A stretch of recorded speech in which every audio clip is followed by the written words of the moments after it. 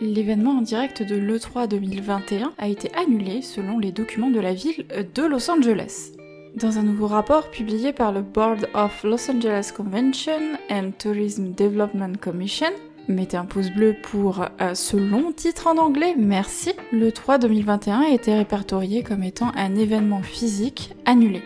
Le document indique que le conseil d'administration de la convention travaille avec l'organisateur de l'E3, l'ESA, sur les options de diffusion au Los Angeles Convention Center et au complexe LA Live à proximité. Le Los Angeles Convention Center, c'était le bâtiment où se trouvait l'E3 tous les ans. Le conseil municipal affirme également qu'il travaille sur une licence 2022 et 2023 pour l'E3. Comme l'a révélé en exclusivité VGC ce mois-ci, le SA a fait avancer ses plans pour un événement numérique E3 cet été, mais cela nécessite toujours le soutien de grandes sociétés de jeux.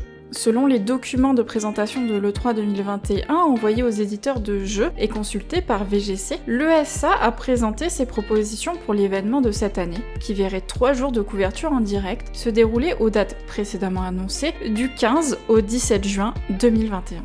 L'événement diffusé serait complété par des avant-premières médiatiques la semaine précédente, l'événement, ainsi que des démos diffusées sur les plateformes grand public, selon la proposition de l'ESA.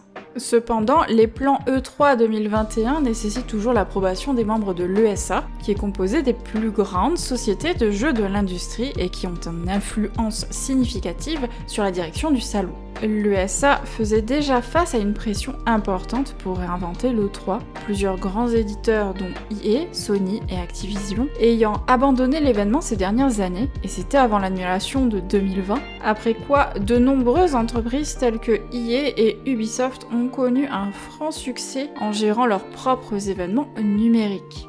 Plusieurs sources de publication de jeux avaient déclaré à VGC qu'elles travaillaient sous l'hypothèse que l'événement physique n'aurait pas lieu cette année. Dans une déclaration adressée à VGC, l'ESA a déclaré qu'elle partagerait bientôt les détails exacts de l'émission de l'E3 et a affirmé qu'elle avait de bons échanges avec les développeurs et les éditeurs, mais ne voulait pas confirmer qui s'était inscrit à l'événement.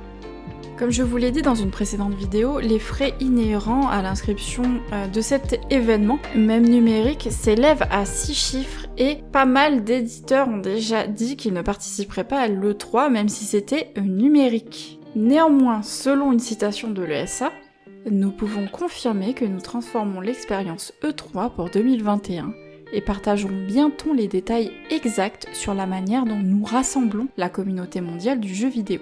Nous avons d'excellentes conversations avec les éditeurs, les développeurs et les entreprises de tous horizons, et nous sommes impatients de partager bientôt les détails sur leur implication. Commentant le rapport de VGC, l'ancien patron de Nintendo of America, Reggie Fils-Aimé, a déclaré ce mois-ci qu'il pensait que l'ESA devait agir rapidement si elle voulait sauver l'événement des jeux historiques.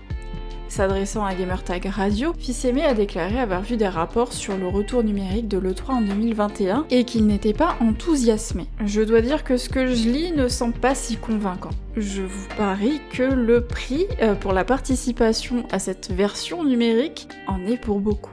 Si j'étais roi pendant un jour, je vous dirais comment je le ferais, dit-il. Je pense que faire cela numériquement est absolument juste, et la raison en est qu'il y a plus de 60 000 personnes qui assisteraient généralement à un E3. Il y a des millions d'autres intéressés à découvrir ce qui se passe et l'exécution numérique d'un événement est le moyen de donner vie à cela. C'est donc la bonne voie.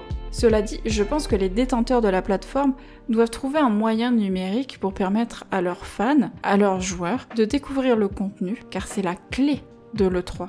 La possibilité de jouer à The Last of Us Part 3 pour la première fois, ou à jouer au prochain Breath of the Wild pour la première fois, ou jouer au prochain grand jeu à venir de la nouvelle fusion de tous les studios de chez Xbox. Jouer pour la première fois est ce qui est magique, et les détenteurs de la plateforme doivent trouver comment offrir cette expérience à leurs fans lors d'une expérience numérique de l'E3. Je pense que ce serait énorme. Dites-moi dans les commentaires si vous partagez l'avis de Reggie Fils-Aimé. C'est une question qui m'intéresse, ou du moins c'est une réponse qui m'intéresse énormément. Alors surtout n'hésitez pas à le dire dans les commentaires J'espère que vous avez aimé cette petite vidéo concernant l'E3. Si vous l'avez aimé, n'hésitez pas à mettre un pouce bleu, à vous abonner à la chaîne, ça m'aide énormément, et à activer la cloche si vous voulez savoir quand est-ce que je publie une nouvelle vidéo. En attendant la prochaine vidéo, je vous souhaite une excellente soirée, journée, un excellent tout, et je vous dis à la prochaine. Allez, ciao ciao!